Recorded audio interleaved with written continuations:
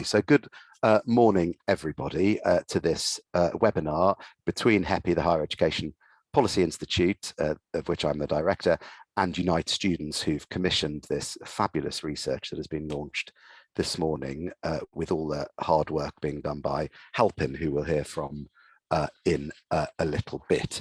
I hope you've all received a copy of the report that's been launched this morning. If you haven't looked at it, it looks like this. It's a detailed report balancing qualitative and quantitative research, and it's been covered in the Times Higher this morning as well, where you may have seen it. Just before we get going, I just want to mention three things. First of all, how original I think this piece of research that we're going to hear about is. I cannot think of any other piece of research that covers the issues that Osaro and her colleagues have revealed.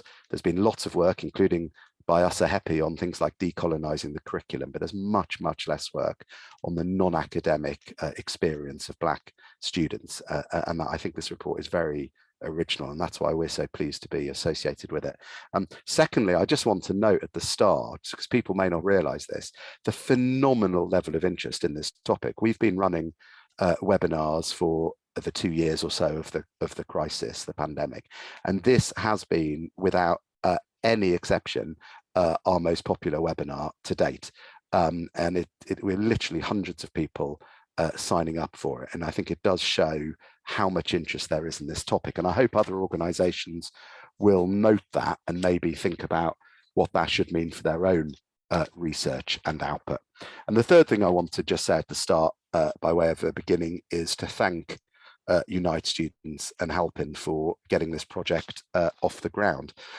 So the format for this morning is, first we're going to hear from Jenny Shaw from Unite Students. She's Unite Students' HE External Engagement Director. Many of you will have come across her. She's a fabulous speaker at conferences across the sector and knows more about the UK HE sector than just about anybody I've ever met. And so Jenny will say a few words of introduction about why Unite Students was so keen to do this project.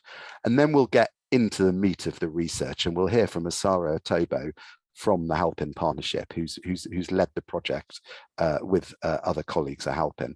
And Osaro will have some slides to talk us through the findings for 10 minutes or so. And then after that, we'll move to a panel discussion. We've got panelists that I will introduce as we begin that, to respond to the findings, and also a chance for you to put your questions both to our panel and also to Osaro and Jenny. So please do put questions in the Q&A function at the bottom of your screen. The chat function is open as well, but I suggest we use that for any technical challenges you might have, and my colleague Emma will monitor that. Do please tweet away as well if you think this morning's session is valuable and interesting. The only other thing to say is we are recording the session, and we'd also like, if this works, people who ask their questions to actually have their microphones turned on. We'll turn them on so you can put your own question to the panelists. You don't have to do that. I'm happy to read out questions, but we think it makes it more interactive if you do that. So we're bang on 11:05, so it's time to go over to Jenny from Unite Students. Hi everyone, good morning. Can you hear me okay? I'm gonna take that as a yes. We can. Wonderful, thank you.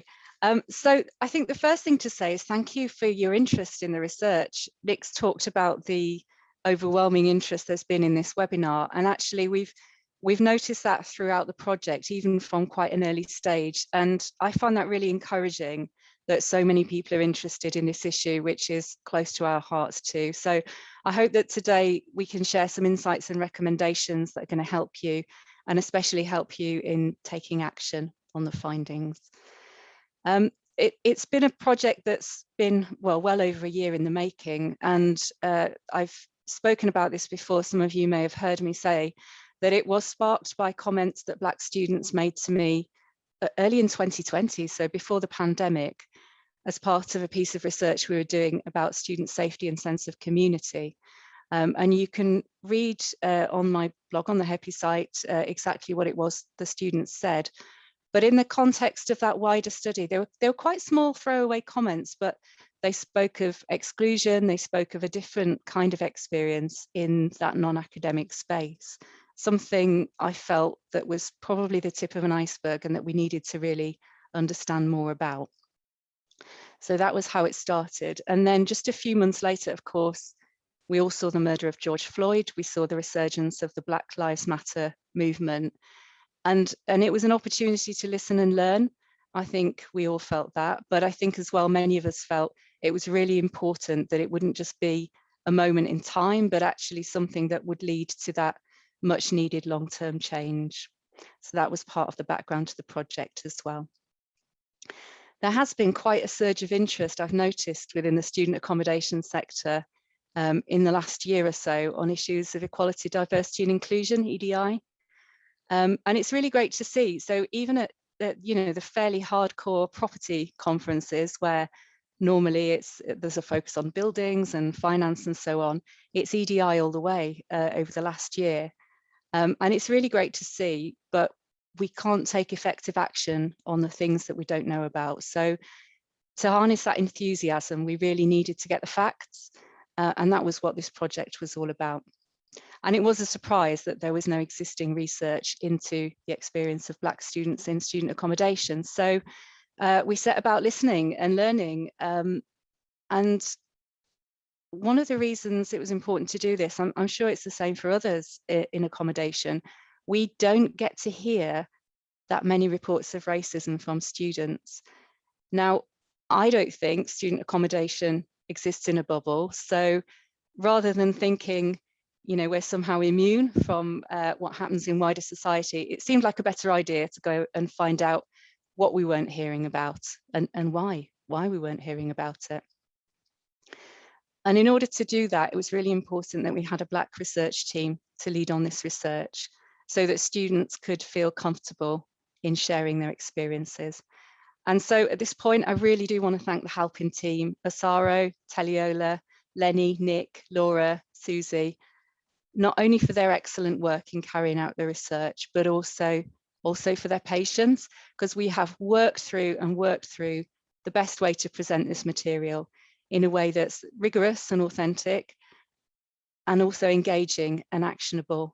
So not just for people who are used to reading research reports, but actually anyone in our very, very broad student accommodation sector at any level needs to be able to pick it up and understand what's happening and understand what they need to do. And both the helping team and my colleagues at Unite in the comms team have worked really hard on that. So thank you. I do want to say thank you to HEPI as well for the support they've given to this project, Nick especially for your excellent advice, and Emma for organising the launch. But I do as well want to pay tribute to the students, the anonymous students who took part in the focus groups, because they were incredibly brave. They shared experiences, some of which must have been deeply distressing, and they were prepared to do that. So I think it's really important that we honour their bravery and listen to them and take action. We at Unite Students are proud to have commissioned and sponsored this research. It is the start of the journey, it's not the end of a journey for us and for the whole sector. So we've got a broad picture, it helps us take action, but we do hope that colleagues across the sector will want to carry out more targeted research, perhaps research with their own student body to home in and get a broader sense of the issues.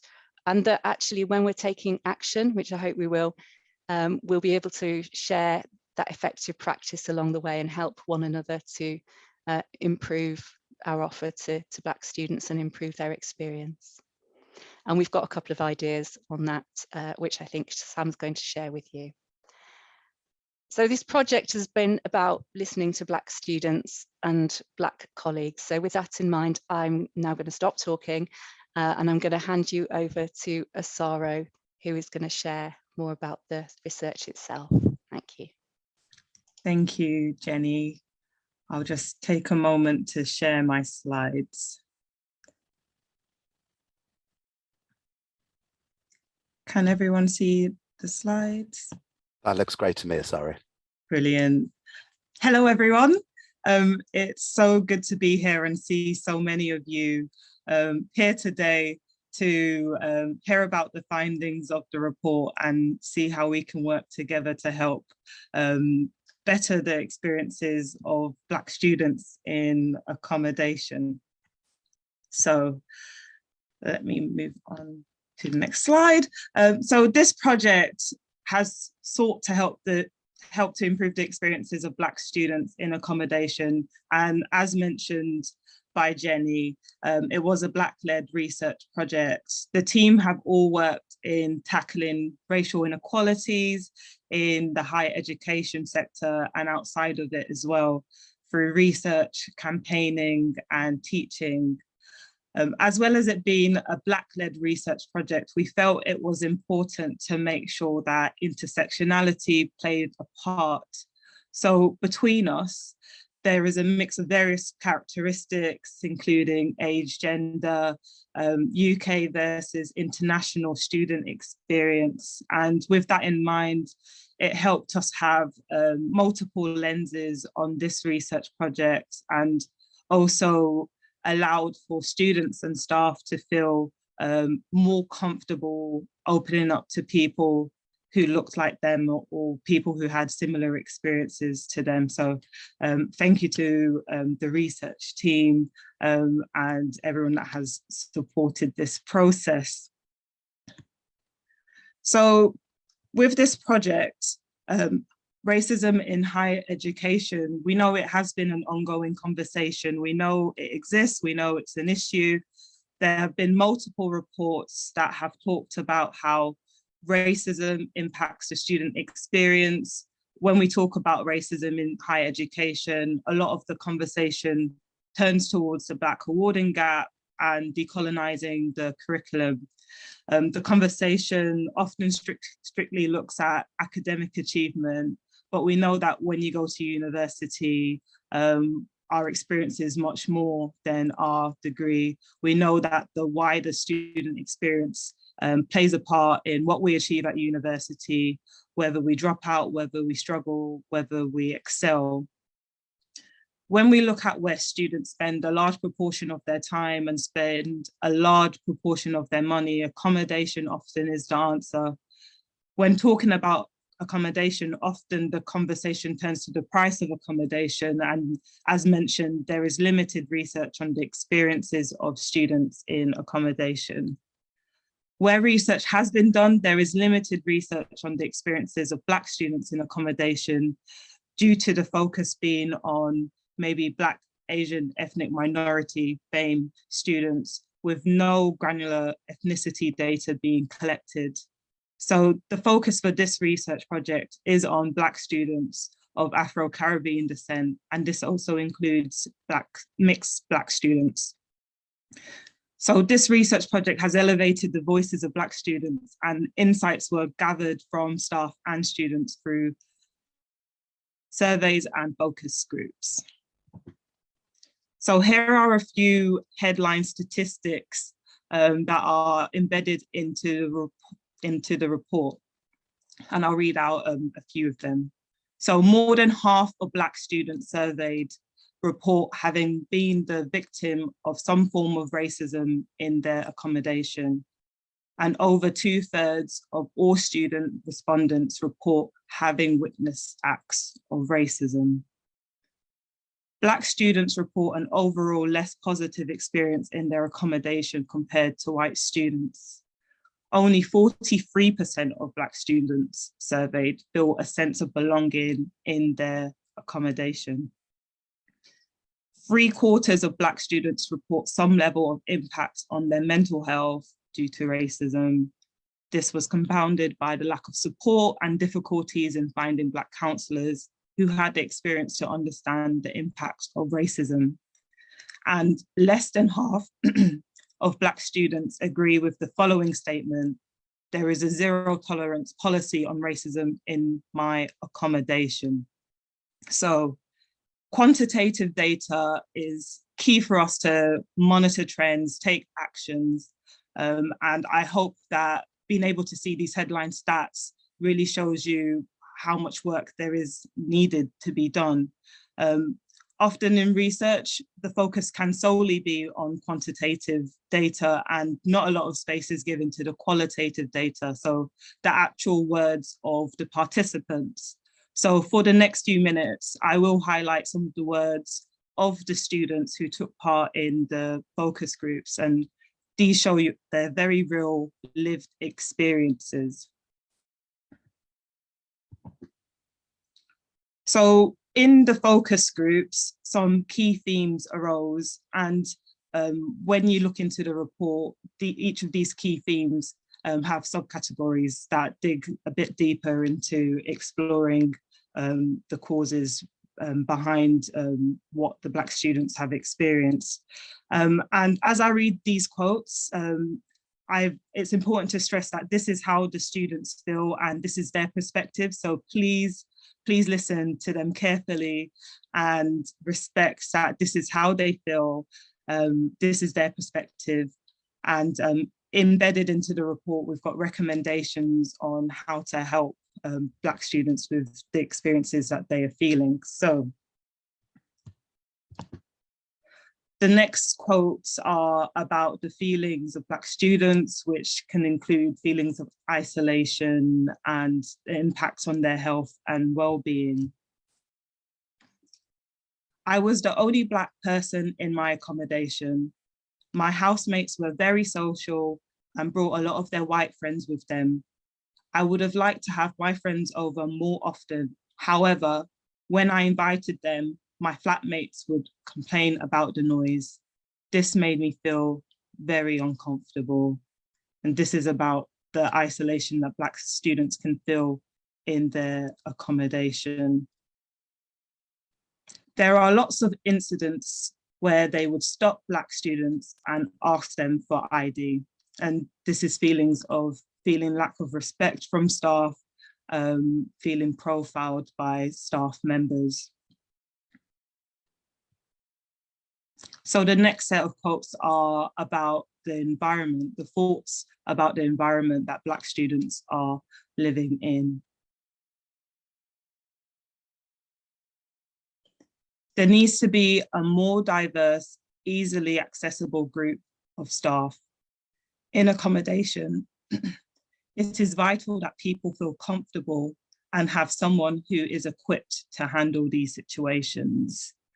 This is about the diversity of the staff, our students feeling like they can talk to staff about the issues that arise. Do they feel that they'll be able to act on the issues that arise when racist incidences happen at accommodation? Different blocks were slightly segregated. I'm not sure it was intentional. My block was known as the block for Black people from London.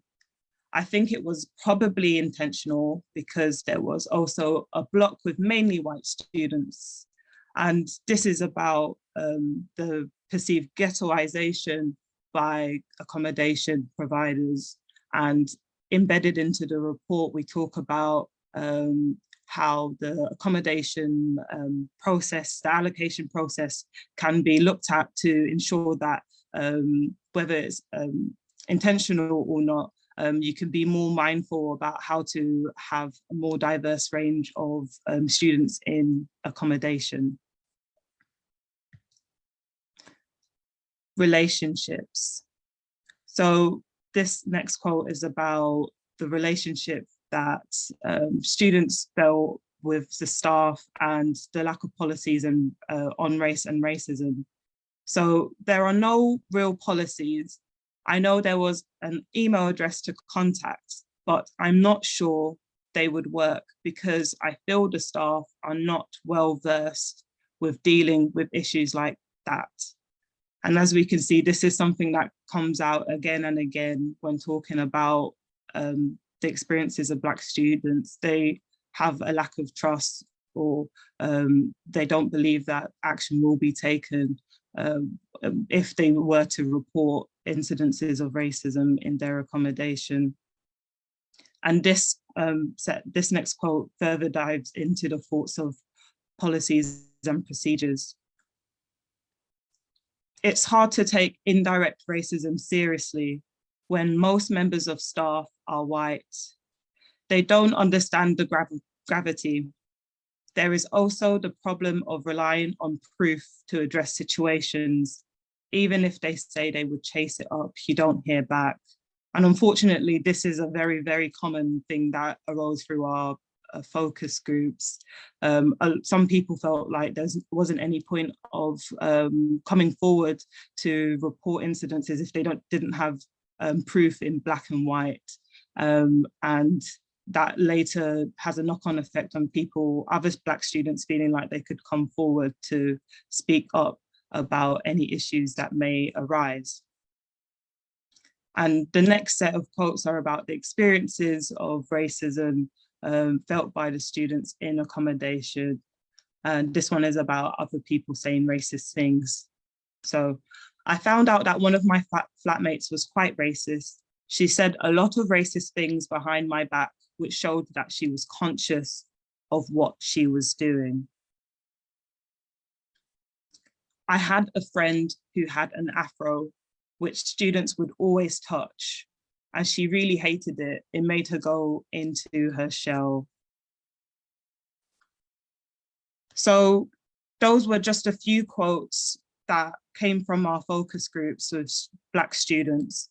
And I hope that you can reflect on that as you read the report, along with the quantitative data. So have the stats, have the quotes, and just see how, see what the real lived experiences of Black students are. And thank you for everyone that's been part of this research. I'm going to hand back to Nick now. Fantastic, thank you. Thank you. Thank you, Osaro, for giving such a lucid and sort of comprehensive overview of the report. And I would urge people to look at the whole document when they have time to do so, and to look at Jenny's blog as well.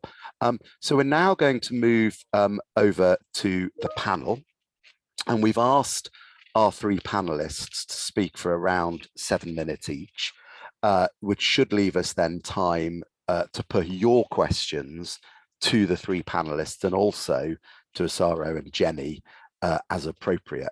So the three people we've got the pleasure of hearing from to respond to the report are first Sam Kingsley, who's a Quality, Diversity and Inclusion and Wellbeing Manager at Unite Students, so a colleague of Jenny's. She previously worked for architecture firm BDP, where she set up the annual Glitter Ball event, which is an industry-wide celebration of LGBTQ+ diversity. And after Sam, we'll hear from Gyebi-Ababio, who many of you will know and have come across, because she is Vice President of Higher Education at the National Union of Students, and previously a sabbatical officer at the University of Bristol Students' Union. And I should also have said at the beginning that Osaro was also a previous sabbatical officer of a students' union. Hilary works to improve support for the most marginalised students, and to make sure all students are the architects of their own education. If you don't already follow Hilary on Twitter, I recommend that you do so, because it's a very useful source of what's going on in the sector, and good to know Hilary's views on these on a huge range of HE issues. And then thirdly, we'll hear from Iyiola Solanke, who is chair of the EU Law and Social Justice and the Dean for Equality, Diversity, Inclusion at the University of Leeds. She was chair of the inquiry into the history of eugenics at UCL, and she also founded the Black Female Professors Forum. And I'm also delighted to say that she's a member of the HEPI advisory board, which helps to shape the work that we put out. So with no further ado, I'm going to go over to Sam. Sam.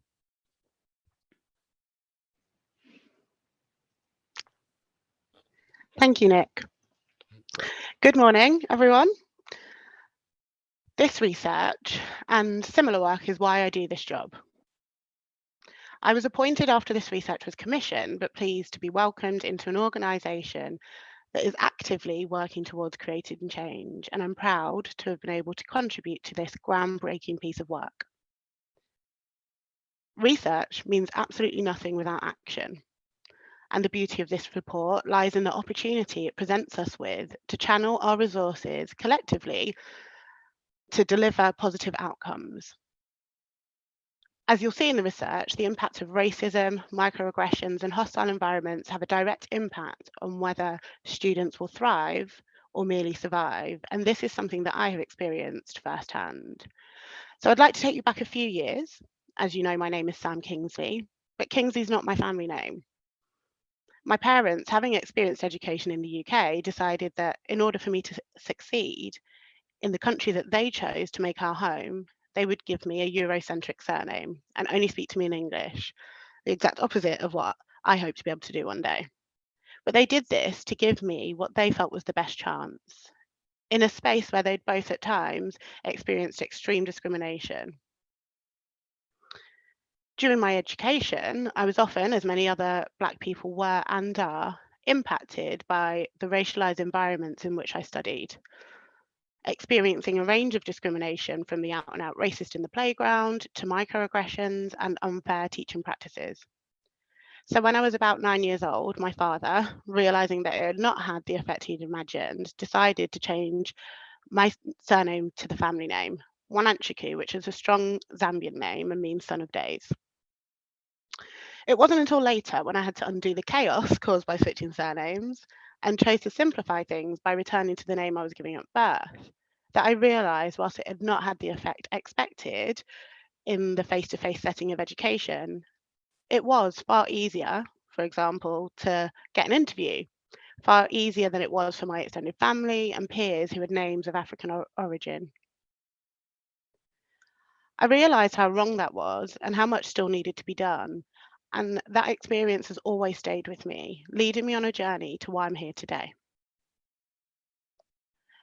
Unite Students' journey towards inclusion has been evidenced by some of the research that Jenny shared with us earlier, and of course by my appointment to design and implement the forthcoming EDI and wellbeing strategy. The research has of course helped to shape the strategy and is a very brave step forward in our renewed effort to effect change. And its findings, whilst difficult to hear, are unfortunately unsurprising. Our commitment to creating a home for success is clear through the commissioning of a piece of work that is both practical in its delivery and ambitious in its ability to impact the experiences of Black students now and for years to come. University is often described as a microcosm of society, and as home to more than 70,000 students, one of the reasons I joined Unite is rooted in its ability to positively impact the future leaders that spend part of their university experience living with us.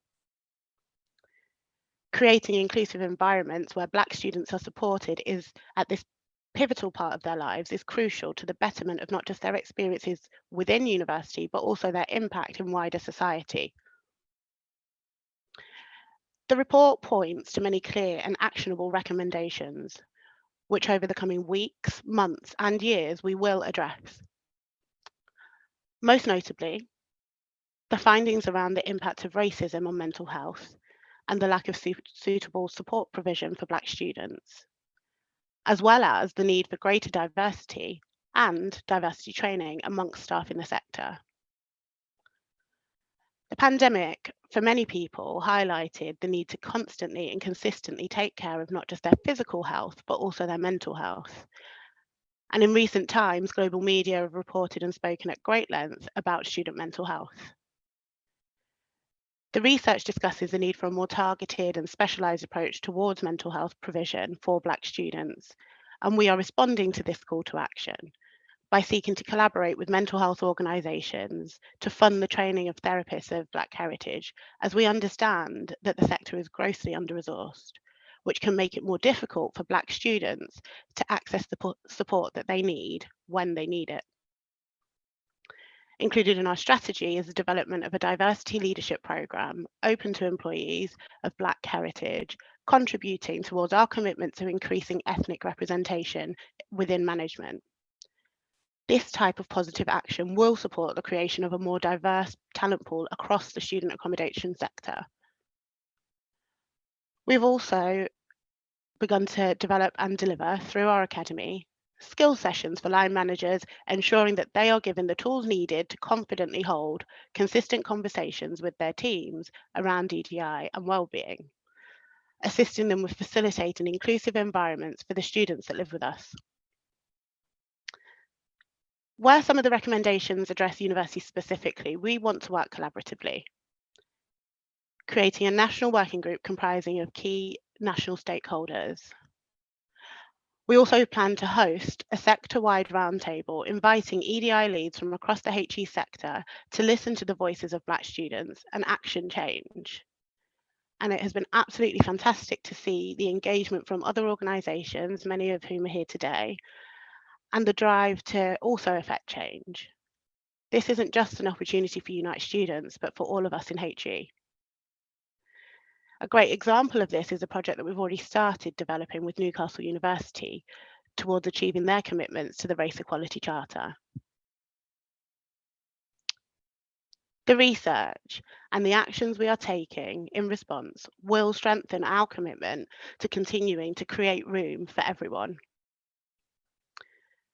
This is an exciting opportunity to bring forth change, and I feel privileged to be able to play a part in enabling the delivery of this project. The success of the research is centred in action, and we all need to come together to listen and enable students to be part of the change, cultivating the leaders of tomorrow. Thank you. Thank you, Sam.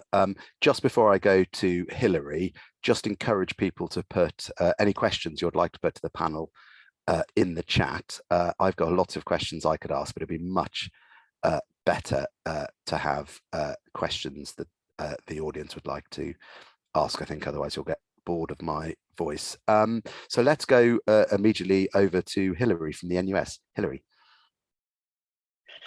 Hi and good morning. I had to check it was still the morning. Good morning, everyone. It's such a privilege to be here, and I can't tell you how happy, how proud I am of the team at helping, of the work that Unite are doing in commissioning this and making this much more than just an anecdotal conversation, but something solid that has research backing it.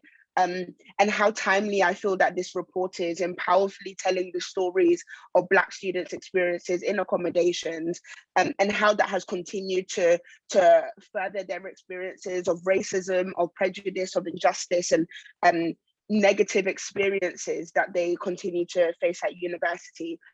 And as I was reading the report when I got it through, it was interesting to me reading this and listening to almost the experiences of those students, because even though I've been graduated for maybe 3 years now from university, all of those experiences are experiences that I can say that I experienced too, that the students that I speak to on a regular basis also talk to me about still experiencing. And so I'm really just so grateful for the fact that this report now exists, that this research has kicked off what I hope would be an environment of people looking deeper into this, really looking at the cross sections and the intersections that exist in this space. And actually, I hope that it triggers a moving on point where we will start to put in meaningful interventions and action to really turn this around and change this for students across the sector and students now and in the future.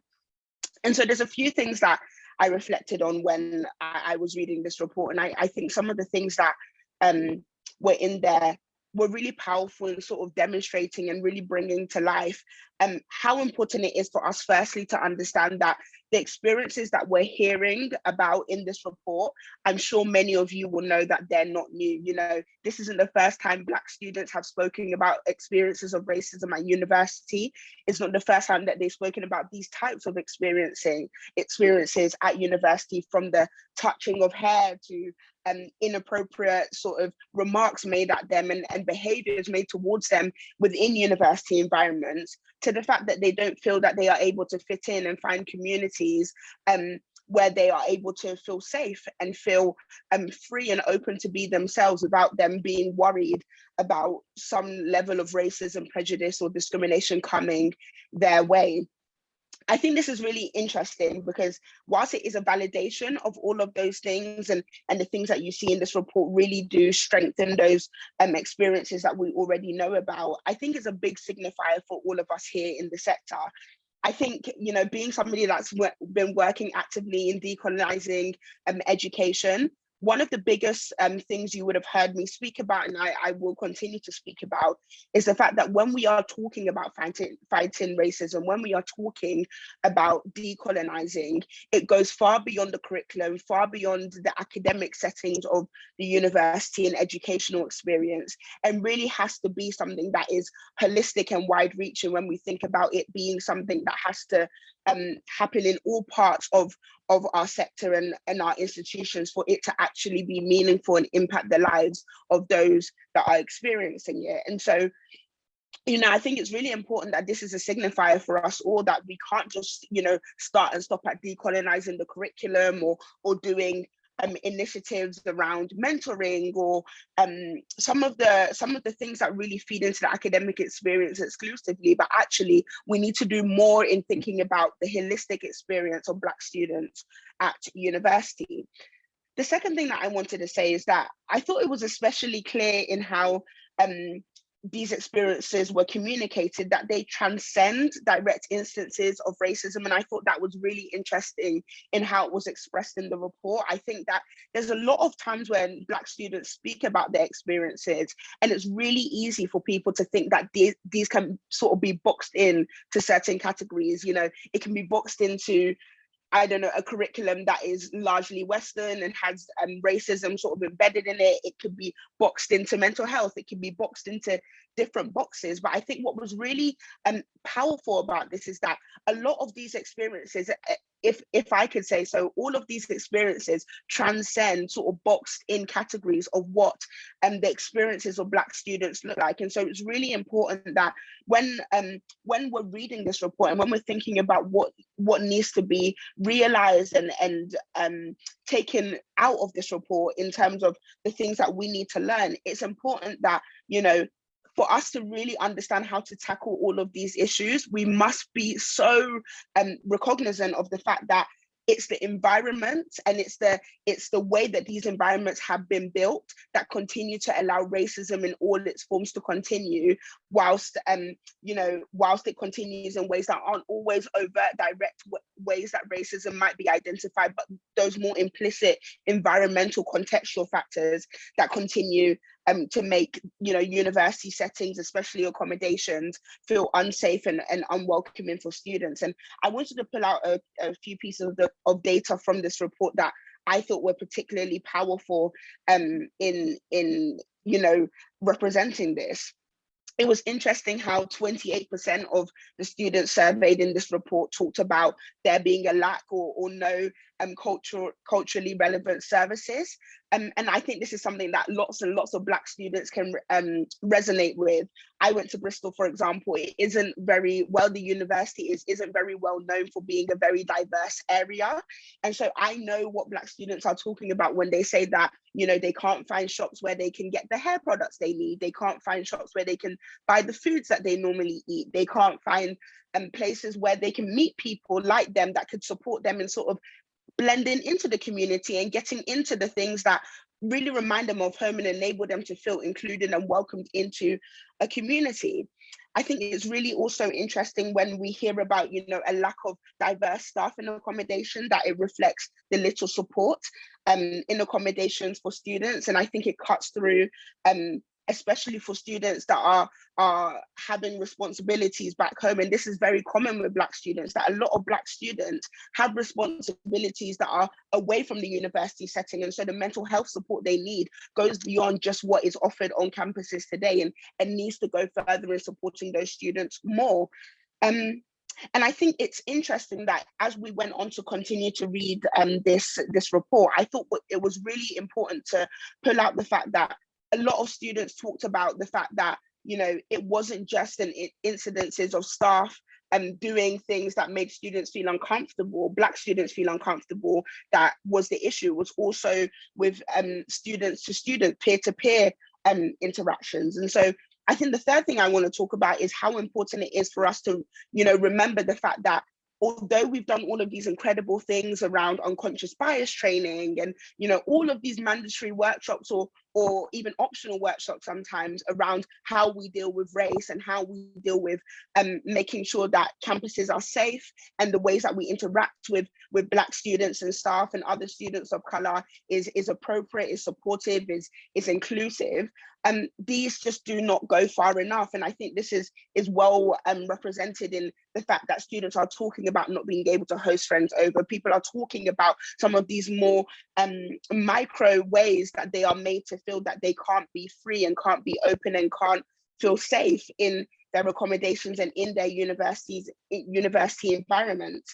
And I think this is really important because it's vital that as much as there are positive ways that we're seeing people doing things to make it an inclusive environment, we can't just be complacent that what is already being done is good enough. And so I think it's important that we need to, you know, get ahead of the curve and think about what can we do before students come into university? What can we do before we hear an incident of a student feeling unsafe or student feeling like they're being excluded from an environment? What can we do to already make it an environment where they are assured that it is safe before something happens and an intervention needs to happen to make it feel safe? And I'm going to start rounding out my comments because I know there's lots more to hear, and I'm sure you've got lots of questions. But what I will say is that it's really, really important that in all of this, now that we've got this research, now that we have this information, now that we've got something to really supplement the hundreds and hundreds of voices of Black students that have been talking about these experiences for years, we don't respond to this in a way that only looks to react, but we actually respond to these things in a way that is proactive and actually looks to step forward and step up when it comes to making these spaces, making universities, making educational institutions, places where Black students can feel safe, free, supported, and free from racism, prejudice, and discrimination. And I'll end on speaking about the recommendations, which I thought were fantastic. I think these recommendations are robust recommendations that are really important for us to really start on. And I say this a lot in the sector, but you know, often I think sometimes people see things like this and think that there are means to an end. You know, if I tick off 1 to 10 of the recommendations, it will all be sorted for Black students. But I have to go back to the point that this is a holistic process. This is a starting point. You know, like Nick said at the start, this is a very new piece of research that hasn't really been seen anywhere in the sector. And so this must be a starting point.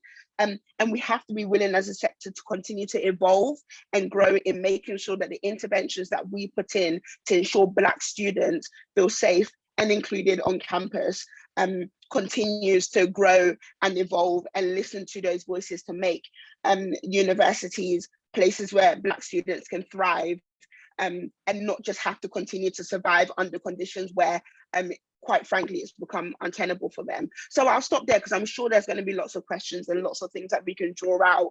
But again, thank you to the team. Thank you to Helping. Thank you to Unite, and thank you to HEPI for hosting this. And I think there's lots of interesting work to be done in this area. So I'll stop there. Well, and thank you to you, Hilary. That was fantastic.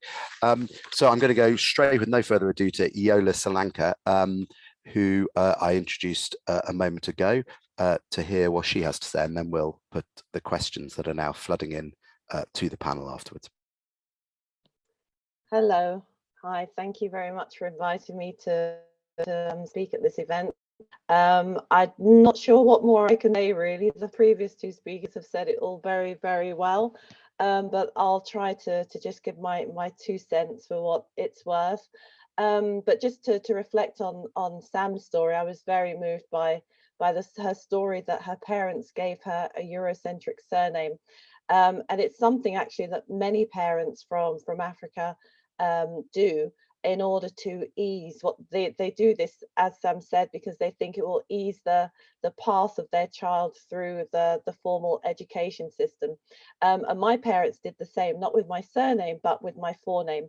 So I went through my years of formal education using a European name, which obviously I stopped using, I think, as soon as I left university. But to the study, it's a brilliant study. I echo the congratulations to Halpern, to Unite, and to HEPI.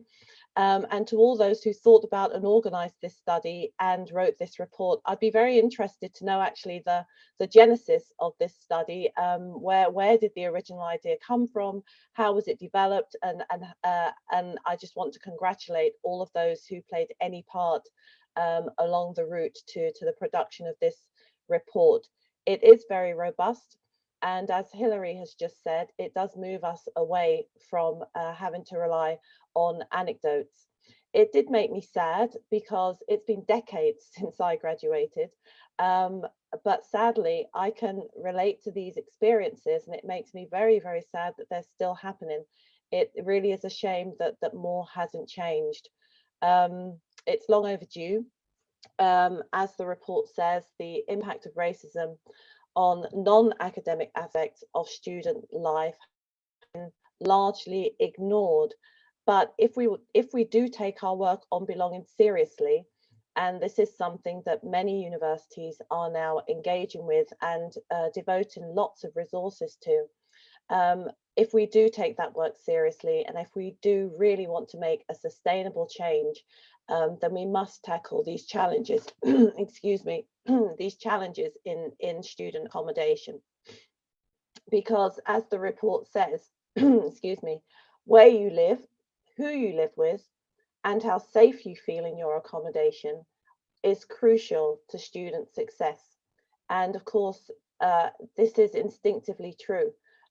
You won't be able to perform at your highest level in the classroom if you don't feel comfortable in your accommodation. So this work is also very important for the work that we are all seeing now on tackling the awarding gap. Isolation and discrimination in halls and accommodation has an impact on confidence in the classroom and performance in exams. It leads to lower expectations of Black students of their university experience, and this then has a subsequent impact on the willingness to stay on in higher education and embark on postgraduate taught courses, so master's courses, and then of course postgraduate research courses. So this of course then has an even longer term impact on the likelihood that we can increase the number of Black faculty and Black professors. So there is really a link between tackling the racism in housing and improving the number of Black professors. There is a direct pipeline to higher diversity in faculty in higher education.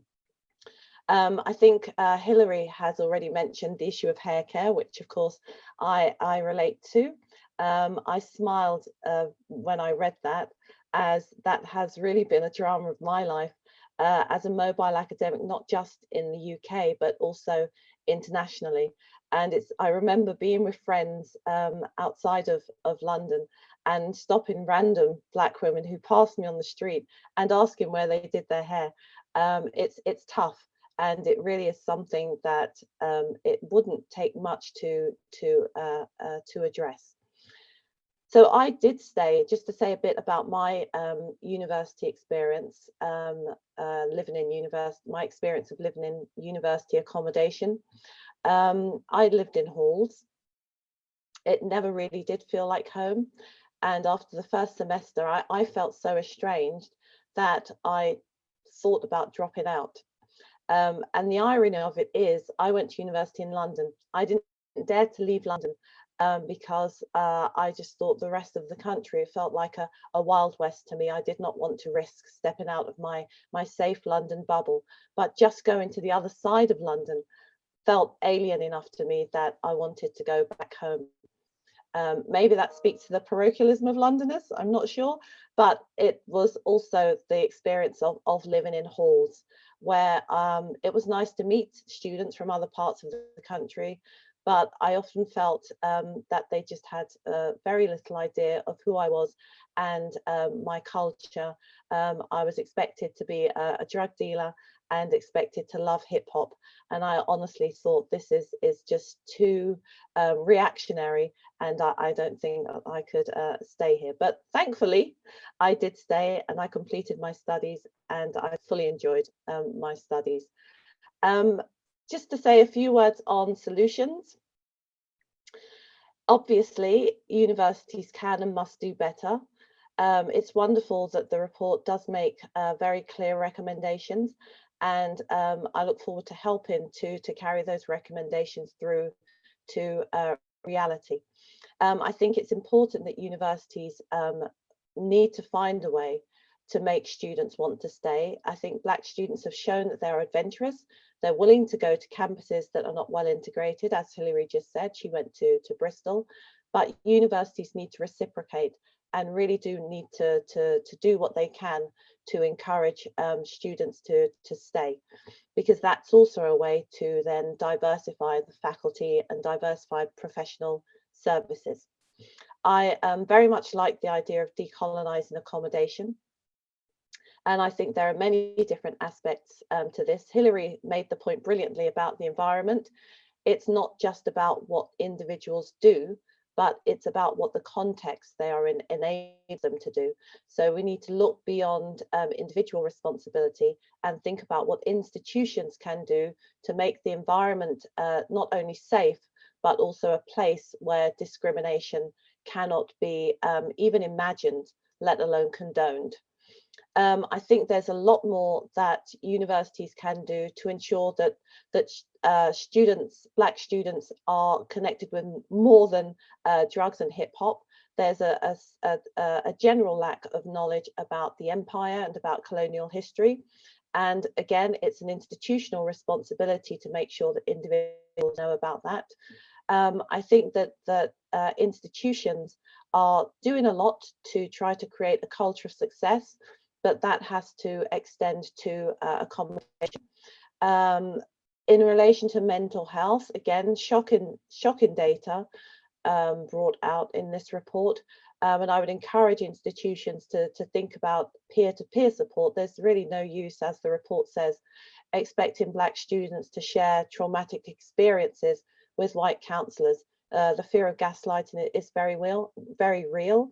And obviously also there's a fear that these white counsellors simply won't know what to recommend next. So using peers to support Black students is very, very important. And also the reporting culture. I know this is an issue that many universities are trying to tackle. Leeds is trying to tackle this now.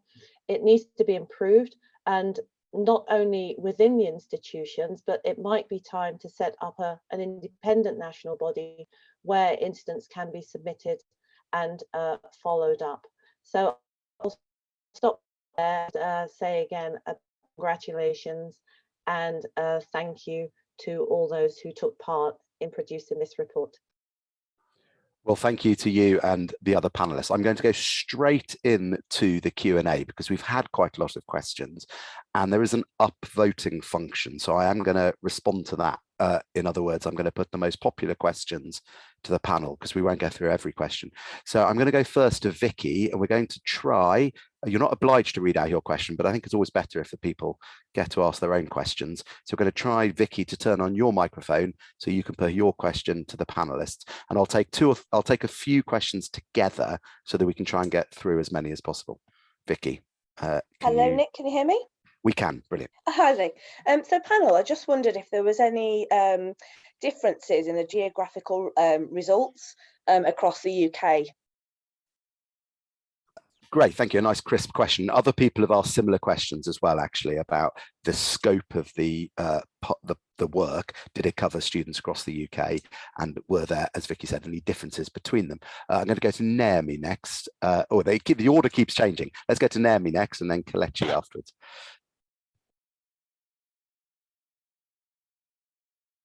Naomi, can you hear us? If not, I will read out Naomi's question, which is about experience in the United States. And she says, Black cultural centres are quite common to provide safe and supportive spaces for Black students on US campuses. So rather than further isolating students, these centres can increase the social capital of Black students by giving them confidence and tools to meaningfully interact with the broader community. No such centres exist in the UK. Is there merit in considering this idea? So Black cultural centres. There and then we'll come on to another question about the scope of the survey. I think Aaron's question's been answered in the Q&A. So can we go to Kelechi? Do correct me if I've mispronounced your name. Yeah, you pronounced it correctly. I've got a few questions, but I'll just go with my first one, which is about social class. Although not a protected characteristic, social class cannot be ignored as it is detrimental to people's sense of belonging when misused in any space. So to what extent did the research explore the influence of social class in the relationships between white and Black students and even Black and Black students? Thank you. I'm going to pause there and go back to the panel, and I might actually go to Osaro first, because some of those are about the scope of the research. And if we can keep questions crisp, then we can get another round in as well. Answers crisp, we can get another round of questions in as well. Thank you. So in terms of the location of the students who took part in the research, it was open to everyone in the UK, and we had responses from people from all 4 nations, from universities of different sizes and different places in the league table. So that was quite useful to have quite a broad response. Did I notice any difference in the sort of responses we received from those students? I noticed that in the focus groups, the students that were in places that maybe weren't so diverse, like outside of the university and also on campus, their experiences tended to be worse than students who had like more diverse campuses. But all of the Black students from the different types of universities, they did all have a negative experience, but I think it was worse for people who were in slightly less diverse places. And then the question about the social class, I think that's a really good question, really important question. And in terms of social class being a core demographic in the research piece, it wasn't a core demographic in the survey, but students did talk about like the different types of accommodation they were in. So I think that plays a part, and I think that in further research that it's definitely worth exploring in more detail, because it does play a massive part. Thank you. Hilary, can you pick this idea? Is it sensible to have Black cultural areas for students, as in the US? Yeah, I thought that was a really interesting question. First of all, I'd really like to emphasize that, like, the intersectional research about how class fits as an intersection is so important. It's something that I'm very interested in, but I can talk to you about that on Twitter or something. But in terms of Naomi's question, I thought that was really interesting, actually. And it took me a while rereading that question before I really got to grasp what it was about. And like, I know that in some universities within the US, they've got universities that are like historical Black universities. They've got universities that have like students' unions for Black students, like as separate to a wider student union like we do in the UK. And I think that's a really interesting idea. But I think for me, when we think about decolonization, what is really important is that, yes, it might be useful to create spaces that Black students can, be supported to survive in this system. And I think it's important to empower and support students to be able to have the tools to be able to navigate it. But it will just not go far enough unless we create an environment that inherently is inclusive, that is inherently decolonized, and doesn't continue to reproduce racism and injustice in the way that this system does. And I think that is particularly important, because we can't keep teaching our Black students to just sort of survive and navigate racism like it's a normal thing that like should continue in this world. And we have to actively be anti-racist, and I think creating separate spaces over and over again isn't going to do that. If anything, it's going to make those Black students feel that they have to assimilate to be able to survive and thrive, rather than actively feel like they are being fought with and fought for an anti-racist world that looks to support them and eradicate racism in all its forms across universities, the education sector, and wider society. So I'll keep that like short and sweet, but that's sort of my view on it. But of course, people may have different. Thank you. Iyiola. Hi, thank you. So I'll just comment briefly on the question concerning class. I think it is an important issue. I think that the cost of halls is where we see the class issue being played out, and that might lead to an exacerbation of racist experiences on campus. There's certainly more that can be done to ensure that the pricing of halls doesn't result in any kind of segregation, and actually promotes integration, so that there is integration in accommodation as much as there is in the classroom. And that brings me to the comment on the comparison between the absence of Black cultural centres. I fully take the points made by Hilary, and I partly agree with her. I do see some value in this, in that these centres can provide a kind of safe space for Black students, and can also provide a context for them to have conversations together, which can lead to a positive impact in the classroom. So if you have these conversations together in a safe space outside of the classroom, when issues arise in the classroom, you have more confidence in tackling them there. However, this can be problematic in that it means that the labour of integration, the labour of change, is falling again upon those who are the victims of reproduced racism. So there are advantages and disadvantages in creating such spaces, but I think if those are thought through and ways to mitigate the disadvantages are thought about, then that could be a positive development. Thank you. I realise I haven't yet brought in Sam or Jenny, but I'll go to them first in the next round of questions, particularly as one of them is particularly aimed at Unite students. So I think we'll go to Jan next to ask her question, please.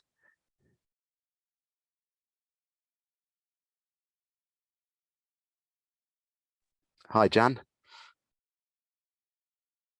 I think you're live.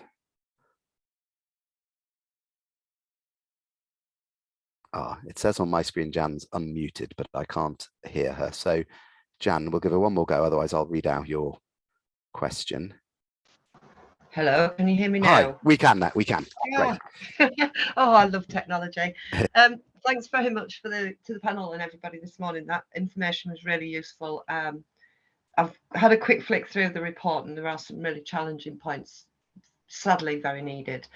I just wondered whether there was going to be further research to perhaps look at what the experiences of other cultures and other religions are, and maybe have that comparison between the other diverse cultures. Just coming from Leeds, we have a huge population that come from Asia and Southeast Asia. So we have a lot of Chinese, we have a lot of Arabic country origin as well. So I'd just be interested in what the comparisons were, and if we'd already had those.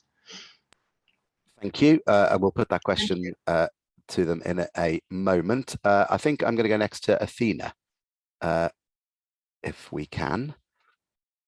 I'm trying to go to people who haven't yet asked a question, so we can get as many different voices in as possible.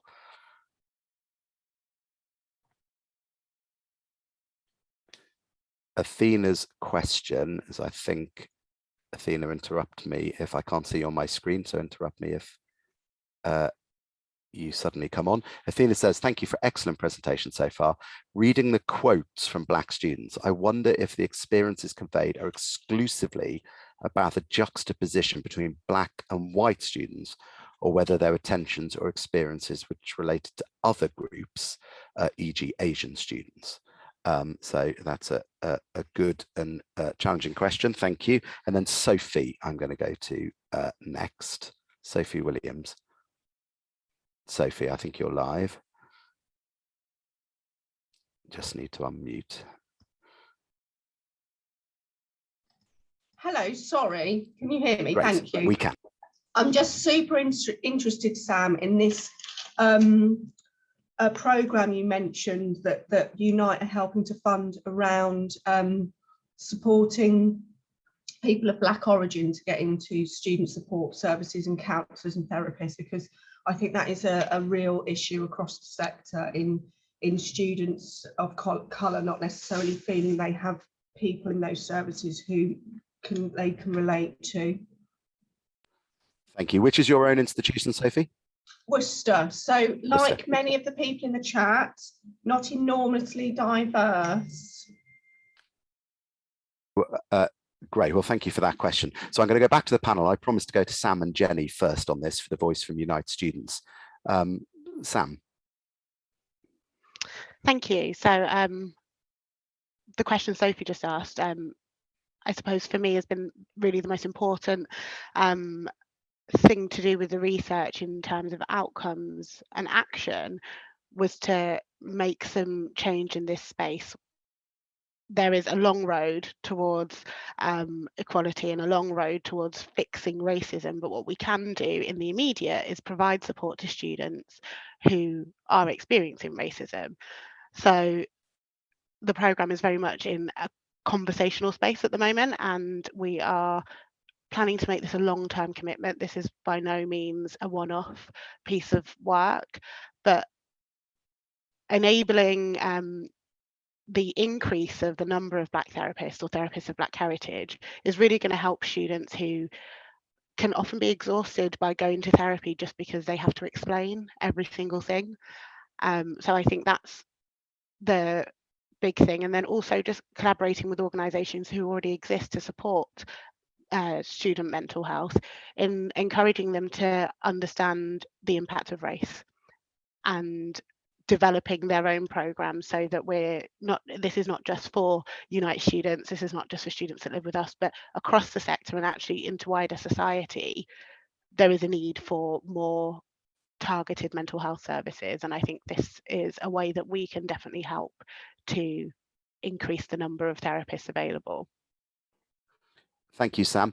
Jenny, I'm going to go to you next. We have a hard cutoff at 12:15, so this is your opportunity both to respond to the questions, but also to say anything else you might wish to, if you wish to. Gosh, yes, putting me on the spot. Thanks, Nick. Yeah, so the question about further research, we had to focus for this piece. We had to focus on a particular issue that we felt was, really important and really needed. So we did have that focus specifically on Black students. But we do research into the student experience all the time, and we've most definitely got an EDI lens on that, as we often have in the past. So we'll be looking at our research priorities over the next few years.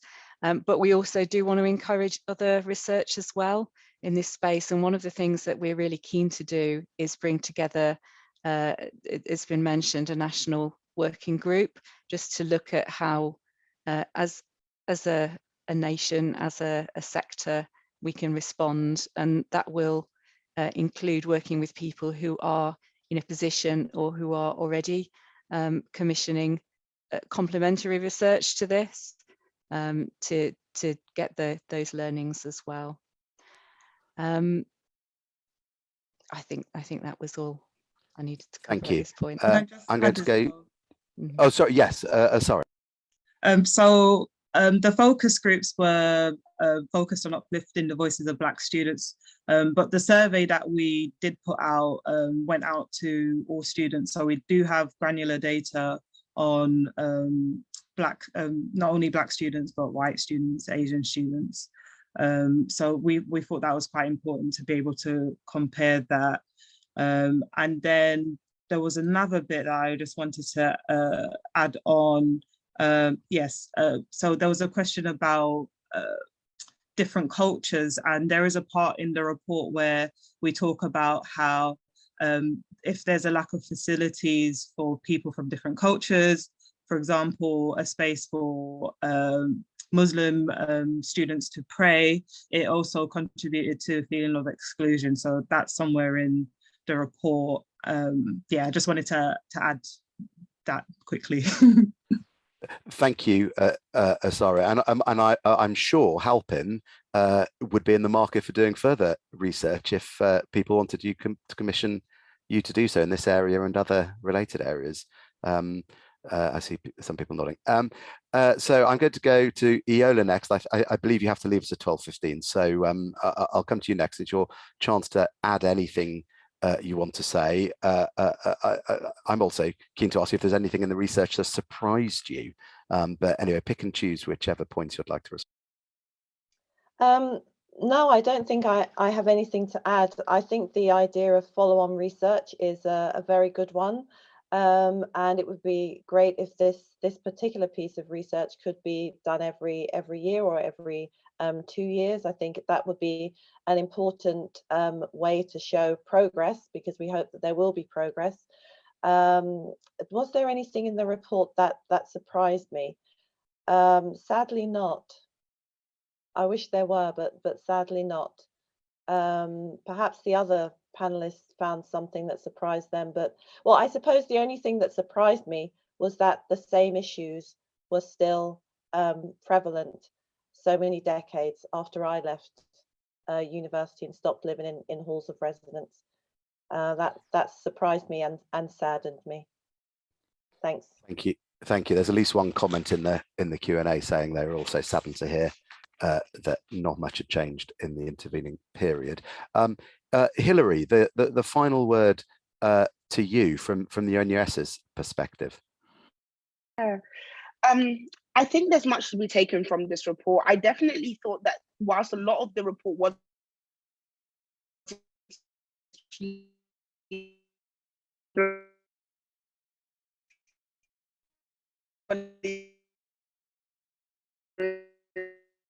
surprising to us, the Texas, it is surprising that it's still going on today.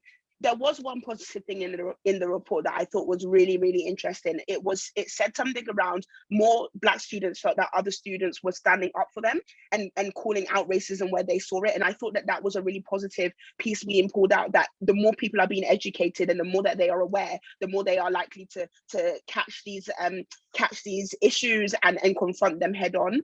And I think as a sector, we need to continue to promote that, but also we need to take a lead in making sure that we are coming up with the interventions and actually letting Black students and Black staff really allow us to give us the resources. Giving Black students and staff the resources to really lead and facilitate this work is going to be really important.